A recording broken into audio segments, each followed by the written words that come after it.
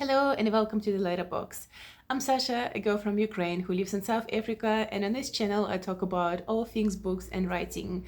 This video is about my October reads or my October finds, because normally I go to the library and get my books there.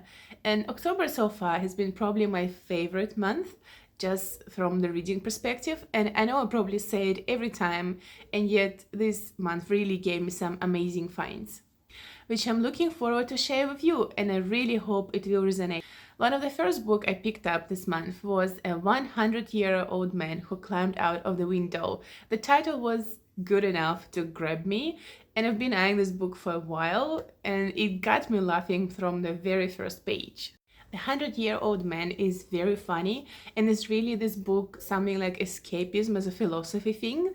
The world is all in chaos here, the history is a coincidence, and survival is just a running joke. It's a book about a 100-year-old man who climbed out of the window of an old age house and went for his adventures. And I would say that in the beginning it's a very funny read. You kind of captivated with what author has created, how he juggles historical events and historical figures, and just a main character figure himself, like a 100-year-old man. That's pretty cool. It's not something you find casually in any book, but I guess at some point it's not as fun anymore to read, and you start feeling as if someone been leading you in circles, like the events of his life have quite a repetitive vibe. And I think for the people who looking for something unusual, who looking for some unpredictable characters and some unusual, I would say, European kind of dry humor, this book gonna be just down your line. The next book I finished this month is a book I'm gonna talk about a lot because it was a huge book, and partially I'm very proud of myself for actually finishing it. It was a book on Beatrix Potter's life, written by Lear, I believe, and it was a huge book. It was fun, very detailed. I would say this book has kind of academical vibe to it. It's like a whole academical work on someone's life. So unless Beatrix Potter is really someone of your interest, I would not recommend this one to just familiarize yourself with her life. Beatrix Potter was really a character. After I read this book, I think I would be quite afraid to meet her in her life, especially in her old age. She was a woman who didn't hold her words behind, and there was this sharp decisiveness about her, as she had to reclaim later in life everything she wasn't allowed to express when she was young. It's amazing and honestly a little bit humbling to see that kind of determination and focus. She had something about her core strength that people seem so often lack today, at least from my perspective. And still she saw beauty everywhere, not just in softness, but in the roughness of nature. I think once you see the Peter the Rabbit illustration, you expect something very fluffy and cozy and fairy tale like. Well, she was not like this at all. And I really enjoyed reading about her obsession with old oak furniture, about the Chinese and English porcelain lines, and early examples of masonware or ironstone china. She was really she had this very particular taste about things she loved, and how she was persuasive about finding these particular pieces of furniture or cutlery. But behind, I think it was her deep love for the craftsmanship, for the handmade, for the story living inside each object, and how much she appreciated it and preserved it. For her, it wasn't just decoration of the house or putting furniture in a house. No, it was about how it's going to touch your house, what the story is going to tell about you. Then there was another quote I really loved. It was her talking to the painter who was learning how to paint, and he was asking for her advice, and she said, "If you study an ash, you will see every branch from the main trunk or the stem of the young sapling has come out on curves and curves, on and on and on, with the weight of foliage. Other species, in contrast, grow upward. We can tell every tree in winter without reference to foliage by its mode of growth. So study them some spare time, Mr. Banner. They overpay. They are in the right place. It is beautiful as rocks, and they have a nobility of growth which is usually entirely overlooked." Isn't it a beautiful piece? I think it's a gorgeous example of her almost reverent ability to observe. There's no wonder that some of her fungi illustrations are used today in academical sources about fungi, and just the accuracy with which she had this talent to observe. I mean, do I need to even mention that after reading this book, I went straight to buy some watercolors and sketching pens. And I am someone who could not draw anything in my whole entire life apart from, I don't know, like a very simplified kids like pictures of the sun, the clouds, and the flowers. The next book I picked up in a library was Taken Captive by the Birds, and I was actually looking for some type of a field guide to South African birds because I got a binoculars for me and my son to do some bird watching. And instead it was actually more like a memoir where a woman from South Africa, I think, I'm not really sure how to pronounce her name, I think it's like Marguerite Poland, and she writes this memoir in short inserts of her life, and she compares how these memories of her childhood growing up in the eastern part of South Africa in a very rural and farmy surrounding, I think it was about 50 years ago, how it was connected to a particular type of birds and how some people embodied some birds for her, and how all of these beautifully connected to one another. It has absolutely gorgeous illustrations. I'll insert the link below to the works of the illustrator. It was absolutely stunning, and I felt lots of tingling, tickling sensations reading and recognizing some birds I know, some I also love. Also, I think it's a very poetic language she uses to describe her memories, and I've definitely enjoyed it. If you want to read more about Africa of 50 years ago, about this rural Eastern Cape life, that book would be just right for you. I guess it's not very popular, it has about 600 reviews on Goodreads, and yet it was definitely one of those gems finds. The next book has completely stolen my heart, and it's one of the evidences for me that ChatGPT can sometimes suggest quite a good books. And I think I also understand now. So I've really struggled before to review books with 2 or 3 stars. I've been always thinking like, listen, this person wrote a book, and maybe I did not like it that much. Maybe it did not resonate with me as much, but they did it, they succeeded, and it was worth reading it. So I don't know, for me, giving a book 2 or 3 stars always felt like an offense unless it was complete mess, and I thankfully haven't come across this kind of books yet. But I think after reading this book, I finally realized what it means to really fall in love with the story, and when it really touches your heart. It would be the Ask Again Yes by Mary Beth Keane, and I will say to this book yes and yes again over and over. The story itself is a story of 2 families who become neighbors in the same area, and it's a story about relationship between them, between their children, and one very tragical event which happens at some point, and how they move after that. I love this book to bits. It just lets you sit beside these people and feel what they feel. It's one of those rare stories that doesn't demand your heart, but somehow it ends up holding it. It doesn't shatter, it doesn't shake you, but instead it just wraps you around like a warm blanket. And I would say that it is this relationship-driven fiction where it's not theatrically staged relationship in the book, but it's real, it's messy, you observe them, you know they love each other, you know they're going to choose each other, you know there's going to be hard times, and yet, I don't know, it just felt very, very real. And let me move to one of my favorite quotes, which just, I don't know, gripped my heart and made me cry right where I was sitting at the beach. They were both lonely for Ireland in some ways, or maybe it was loneliness for their own childhood before the new decisions had to be made, before the new regrets would pile up. Frances could see that same nameless grief in her, not homesickness exactly, more like a low fury at having to leave in the first place, and with so little money or wisdom, and to be in a place for so many years that was not home, though neither was home still a home. So where did that leave them? I think Mary Beth Keane captured so tenderly and wisely what immigration means. Nothing can prepare you for this. At first you feel all these romanticized feelings, how great it's gonna be, and the novelty of it. And then later it is a sense of low fury that I didn't know, I didn't have wisdom, I didn't have means for that. I don't know how to cope with this now. And one of the emotions I experienced the most prominently in my first years of relocation to South Africa is that sense of uprootedness. It's like you are stuck somewhere in the air. You're neither standing on the ground, neither you somewhere flying in heaven. You're just nowhere. Your sense of belonging is disrupted. You're exiled from the version of the life you thought you will have. Your home is not your home anymore, and yet this new country never became it and probably will not, because the more I live here, the more I start to believe that it's simply not possible, and your past also can't be returned. So where do you stand now? Nowhere fully. It's that weight of in between, of carrying a map that no longer matches the terrain, and you just don't know where to go and where to find your steps.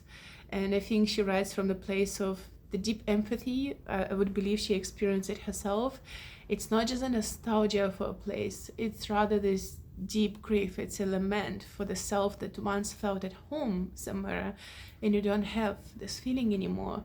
And will you ever have it? That, I think, the most scary question one can ask. The way this book talks about parents and children relationship is also just something else. The way it explores and discovers how much is said in our early years, how much it matters, how much it ruins us, it gives us actually a strong base under our feet. And also one of my favorite quotes was, then Kate was going through a really hard time, one of the main characters, and her father came and he offered her to stay, just to stay with her if she needs his help. She knew that if she asked him to stay, he would. He would settle right in on the couch and stay the night, the whole week. He wouldn't ask for a blanket. He wouldn't ask for a shower. He would stay exactly where she needed him to be until she told him it was okay to go. Just imagining him there made her feel easier, made her feel as if she'd been thrown a rope, made her feel as if the very room they were standing was more solidly constructed. And I think it was just so beautifully, I think it reflects so beautifully what a person whose relationship with parents are secured in this current situation, especially girl with her father, what a strong sense of just being secured in her life it gives to her. The same goes for the relationship of mother and a son, and oh boy, did I have lots of moments weeping, just not being able to help but reflect to my own relationship with my son, and thinking about situations where I've been very far from being a perfect mother. But I think it was very recognizable sense for me when Peter comes to visit Anne in a hospital, and she refuses to see him because she doesn't want to be seen in the state she is at. And yet she felt Peter's energy move through the pipes that shaked secretly through the floors, made them hum and glow. The air immediately took on glints of silver and gold. She was certain she knew he was there several seconds before she was told. It's this incredible connection you feel with your child and a mother feels with her son. And yet, oh man, I don't know, even just talking about it makes me tear up again. So please read this book. Now imagine that after finishing Ask Again, Yes, by Beth Keane, with all of this parents and children relationship and the way what happens to us as children shapes us and how it traumatizes us, how nothing else.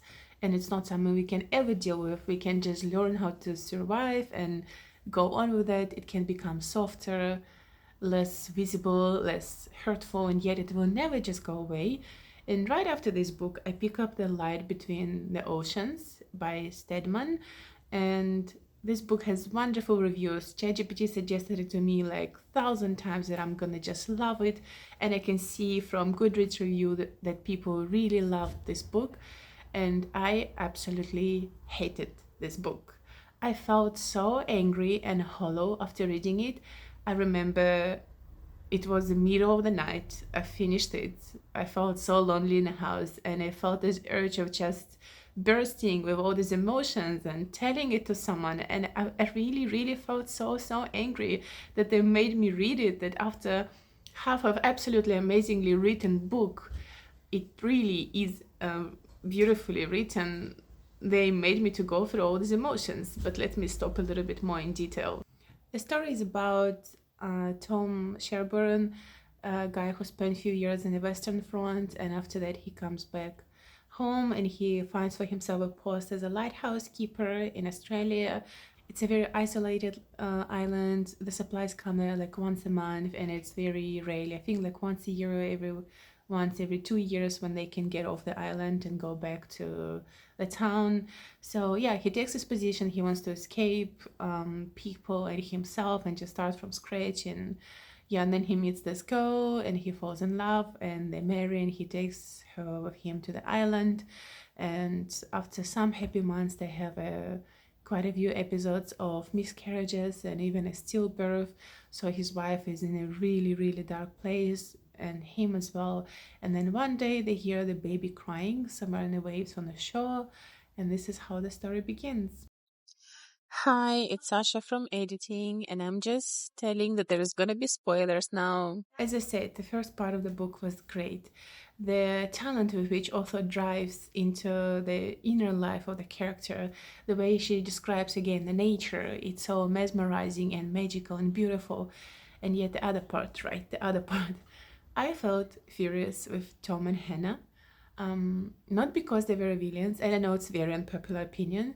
Remember what we spoke about in Ask Again, yes, exactly about the fact that as children, when we go through traumas, is much more harder, it's much more unbearable. And one thing to face the truth as an adult, but as a 4-year-old. So the fact, I don't know, I think also maybe if it wouldn't be described in such a details how much Lucy suffered, how much she almost lost her conscience from crying, getting purple, not eating food, wetting herself in a bed, just this whole, I don't know, just picture it. I'm having a 4-year-old boy, and maybe that's what also made it even worse for me. Picturing that someone will take him away from me, that he will be taken from me, and what his little heart would go through. I don't think that anything can justify it. Till the last point, I hoped and believed that when Hannah will go to Isabel, that she will ask her, okay, I know it's a mess. I'm very angry with you, but for the sake of this girl, let's raise her together. You know, almost in a way, I want to be her mom. I want her to know that I'm her mom, but not this way. Not just completely chucking her away from what she believed her happy 4 years of her life, that these people are her parents. I don't know, I just hated it. I absolutely hated it. I could not forgive Hannah for that.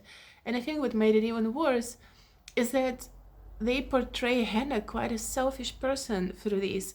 Like she has this episodes of anger. She's angry that this little girl, no, she doesn't have magical connection with you because by blood she is your daughter. No, she doesn't have this magical understanding that she is your grace and she is suddenly returned to you, and she feels angry with that.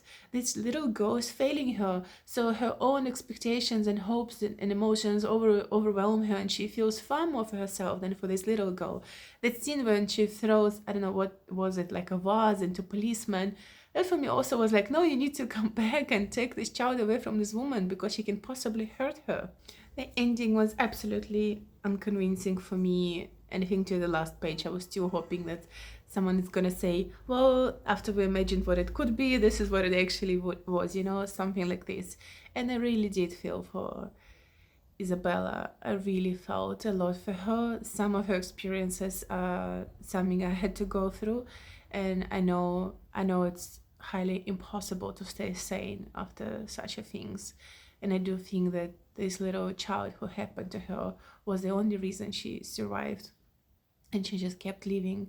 So I have zero emotions towards her, like people write that she's selfish and she's, I don't know, the beast and they hate her. I could not participate in these emotions even a tiny bit. It's very hard for me to understand why majority of people doesn't see it the way I do. Well, and yes, yet yeah, this is the reality. I wonder if there's anyone feeling the same way like me. I went to Reddit and I found that some people do, and yet, yeah, I would really be curious to find out what you think about this book. The last book I'm gonna talk today about is The House at the Edge of a Night. Is a sweeping saga about 4 generations of a family who live and love on an enchanting Mediterranean island on the coast of Italy, combining the romance and the messiness of life in the best love tradition. Castelmaro is an island far enough away from the mainland to be forgotten, but not far enough to escape from the world's troubles. The center of the story is a cafe draped in Bougainville, I believe, called the House at the Edge of the Night, where other generations and the community gather to gossip and talk. Amedeo Esposito, a foundling from Florence, finds his destiny on this island with his beautiful wife Pina, whose fierce intelligence, grace, and unwavering love guide her every move. And then they have children, and their children have children, and then the war comes, and then the other war comes, and people come and go, and that's what the story is about. I think my first and the most strong impression about this book is how there's a thing about good prose. I think there's even a word about it, like prosability or something like this. I need to search it up. Is the way the flow of the story feels like when the sentences just fall one after another. That's considered to be a sign of a good author, and this book for me was exactly like that. It was just very flowy. It was easy to read, and you're getting just pulled in one sentence to other and to other and to other. There's mysteries and sacrifices and love stories, and there's so much about lives of these people and people around them, and they absolutely gonna stay with me. The Esposito's family, this red leather book with the stories and how they connected to them, and Pina and Conchetta and the cats and the boys and the fisherman Agata and all these people, they just were so vivid and beautiful, the priests and the politicians and El Conte. I felt as I was part of this island, watching this generation story unfold, feeling love and loss between them. And again, it was one more time reminder of that sense of home, that home is, you don't choose it, it chooses you. It may not be the most fashionable and beautiful and easy place to live in, but that's your home and you love it, and your heart will be forever tied to it. Again, in my reality, it works so. Yeah, so it was absolutely enchanting story. I hope you will read it. I hope you will enjoy it. And I'm looking forward to hear from you in the comment section. And for now, that's all what I have for this October month. It wasn't as many books, but they were big and they meant a lot to me. I'm already excited about the next month. I have here my little stash I'm currently reading, and I couldn't find it somewhere in the house. I've started to read finally The Shadow of the Wind by Carlos Zafón, and needless to say, I'm already in love, probably a quarter in, and I can't wait to hear where the story is gonna go. And until the next letter, yours, S. I decided that I actually need to show you books for the next month, and it would be The Dutch House by Anne Patchett, also ChatGPT suggestion. Then is I Know Who You Are, already started to read it, heard a lot about Alice Finley, haven't read her, what is it, detectives, thrillers kind of stories before. Yeah, easy read so far. Then it's Selfie by William Storr. I just liked how this cover looks like and picked it up.